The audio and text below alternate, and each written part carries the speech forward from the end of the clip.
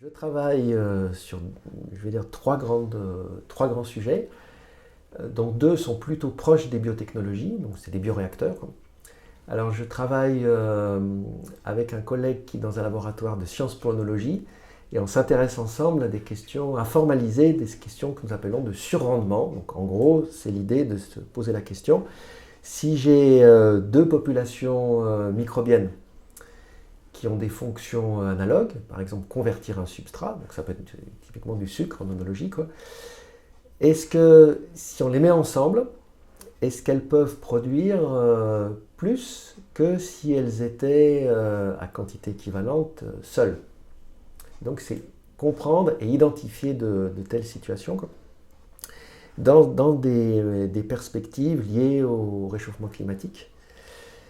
Un autre type d'application que j'ai, toujours aussi dans le domaine des biotechnologies, c'est autour de ce qu'on appelle la réutilisation des eaux usées.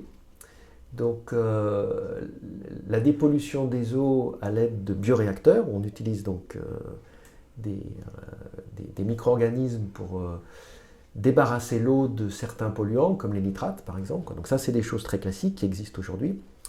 L'idée, ce serait d'adapter le niveau de dépollution à des besoins des plantes, puisqu'on sait que les plantes ont besoin de nutriments, et que finalement, c'est peut-être dommage de dépolluer de l'eau, d'enlever les nitrates qui chargent une eau, si on savait à l'avance que cette eau allait être réutilisée pour l'agriculture, pour l'irrigation, et qu'on doit rajouter des nutriments.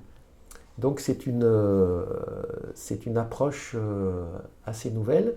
Et comme c'est une discipline pour laquelle il est difficile d'expérimenter, on attend pas mal de la modélisation mathématique, de voir en simulation qu'est-ce qui est faisable, où est-ce qu'il pourrait y avoir de l'optimisation, à quel niveau de gain on pourrait s'attendre. Et ça, c'est des choses qu'on essaie de développer de façon complètement, je dirais, numérique.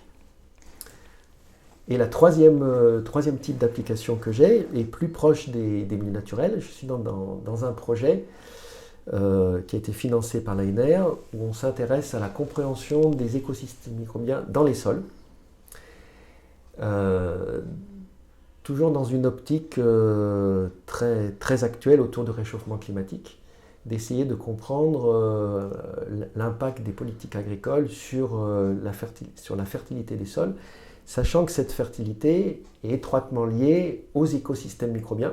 Et à nouveau, vous voyez, si je vous ai cité ces trois exemples-là, c'est qu'un dénominateur commun, c'est justement les écosystèmes microbiens qui occupent actuellement une part importante de mes activités de modélisation et de développement mathématique.